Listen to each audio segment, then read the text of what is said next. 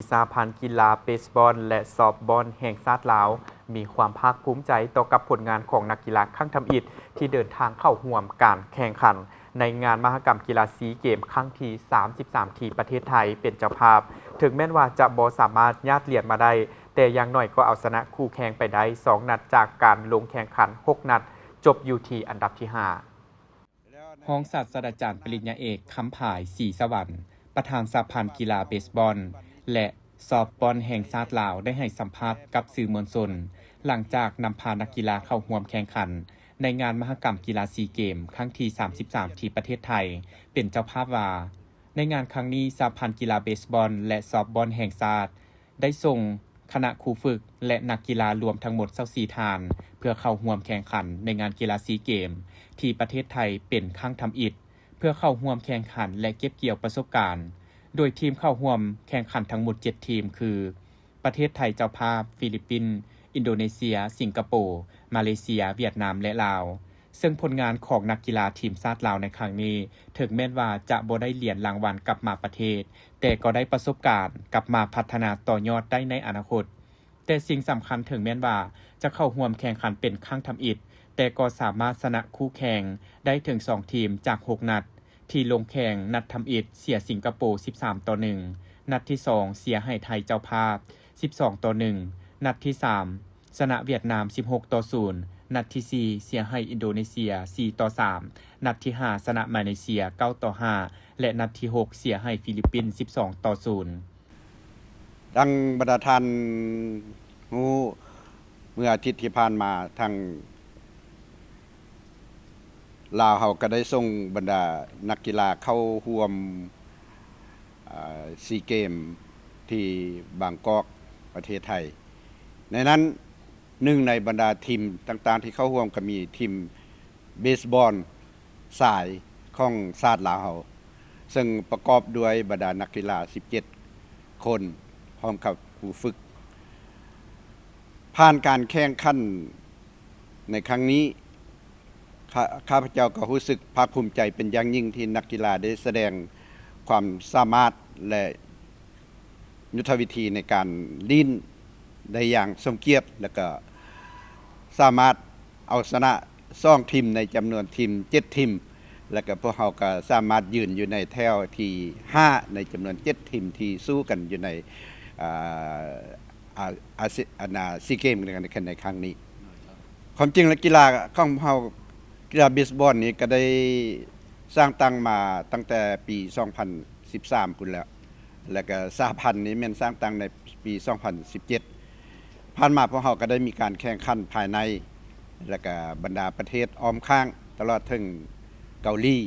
เพิ่นก็ได้เข้ามาร่วมและปัจจุบันนี้พวกเราก็ค่อยๆก้าวเข้าสู่เวทีสากลโดยเฉพาะเมื่อปีกายที่ผ่านมานี่ก็ได้ไปร่วมในเอเชียนเกมที่หางโจวก็สามารถเอาชนะทีมประเทศอยู่ในอาเซียนของเรานี้ได้แล้วก็จากนั้นมาชื่อเสียงของเบสบอลลาวก็ค่อยๆปรากฏขึ้นอยู่ในเวทีของโลกได้พวกเขาก็อยู่ในแถวที่47แล้วในอนาคตต่อหน้านี้พวกเขาเกี่ยมถึงว่าพวกเขาปัจจุบันนี้ถึงจะบ่ได้เลียนหยังก็ตามแต่พวกเขาก็มีความมั่นใจและก็เกี่ยมเพื่อก้าวเข้าสู่ในการในเวทีเอเชียนเกมที่จะจัดขึ้นอยู่ในประเทศญี่ปุ่นเจ้าแน่นอนแล้วเรื่องเลียนนี่ก็เป็นเรื่องสำคัญที่จะมายอมเกียรติศักดิ์ศรีของเบสบอลของลาวเฮาเชื่อพวกเขาเป็นทีมที่นุ่มน้อยฮักแต่ว่าครับเจ้าเห็นว่าผ่านการลิ้นของนักกีฬาบ่ว่าจะลิ้นอยู่ภายในบ่ว่าจะลิ้นอยู่ในอนุภาคพื้นหรือภาคพื้นและระดับสากลปัจจุบันนี้พวกเขาก็ค่อยๆสะสมบทเรียนเพื่อว่าเกียมตัวเองก้าวเข้าสู่อยู่ในการเกมระดับเอเชียที่จะมาถึงนี้แล้วก็พวกเขาก็มีความมั่นใจว่ามือใดมือหนึ่งก็จะสามารถค่อยๆญาติได้เลี่ยนทำอิฐก็เอาเลี่ยนทองให้มันได้สักก่อนซะจึงค่อยๆก้าวเข้าสู่เลี่ยนเงินเลี่ยนคำต่อๆไปนอกจากนี้ทานจีสังอุก รองประธานสหพันธ์และหัวหน้าครูฝึกยังได้ให้สัมภาษณ์ว่านักกีฬาลาวถึงแม้นว่าจะบ่สามารถคว้าเหรียญรางวัลได้ในปัจจุบันแต่อนาคตคิดว่าจะสามารถพัฒนาไปไกลกว่านี้เนื่องจากว่านักกีฬาลาวมีความดุมั่นอดทนตั้งใจฝึกซ้อมขาดเพียงเทคนิคที่จะต้องนำไปพัฒนาพร้อมทั้งฝากถึงนักกีฬาว่าอย่ายอมแพ้ สวัสดีพันธทานประชาชนลาวเคยเป็นซื้อสร้างอุกเจเคยเป็นคนเกาหลีโดยเฉพาะคือครั้งนี้ซีเกมเบสบอลเนาะมีภาคภูมิใจตัวมีภาคภูมิใจหลายๆเพราะว่าประเทศเรานักกีฬาเบสบอลมีความมั่นเคยคิดว่า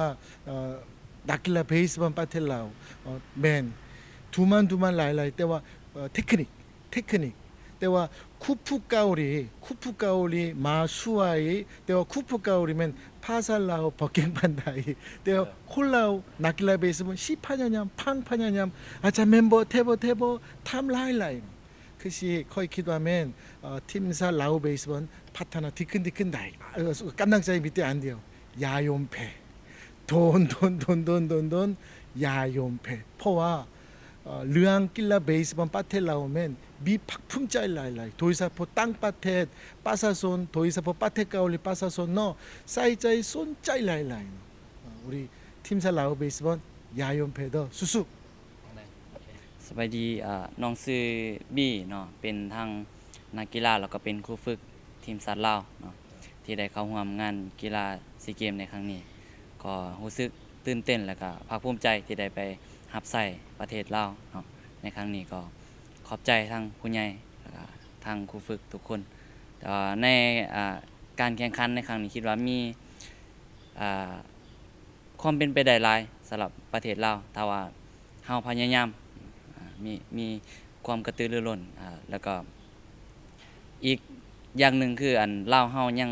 ก็เริ่มใหม่เนาะก็เริ่มใหม่แต่ว่าพวกเฮาก็สู้เต็มที่ในครั้งนี้นะคิดว่าการกระเกียมอื่นๆก็ถือว่าพร้อมอยู่แต่ว่าเกี่ยวกับประสบการณ์เพราะว่าเฮาก็เริ่มได้บ่ฮอด20ปีแต่ว่าต่างประเทศ50ปี60ปีนะเฮาอาจจะต่อสู้ยังบ่ทันดูเดือดเทื่อมีทั้งพอใจแล้วก็ยังบ่พอใจเทื่อนะคิดว่ายังเฮ็ดได้ดีกว่านี้อยู่กีฬาประเภทนี้ต้องได้ใช้ความอดทนหลายเนาะคือเฮาเห็นต่างประเทศบ่ว่าอันไทยบ่หรือว่าฟิลิปปินส์บ่ที่ว่าเขามีพื้นฐานที่ว่าเก่งกว่าดีกว่าแล้วเฮาก็อยากพัฒนาให้มันได้แบบเขาน่ะอยากให้มันดีแบบเขาพื้นฐานการซ้อมบ่อื่นๆควรซอกหาอันเพราะว่าตอนนี้นักกีฬาลาวเฮายังมีน้อยที่รู้จักแล้วก็ซอกหานักกีฬาเข้ามาร่วมหลายๆแล้วก็คัดเลือกอย่างแบบเข้มงวดให้เข้มงวดตึมเพื่อยังเฮาสิเอาคุณภาพแท้ๆไปแข่งขันเพราะว่าตอนนี้เฮายังมียังบ่หลายเทื่อนะก็อยากขออันการสนับสนุนการให้กำลังใจแล้วก็บ่ว่าจาก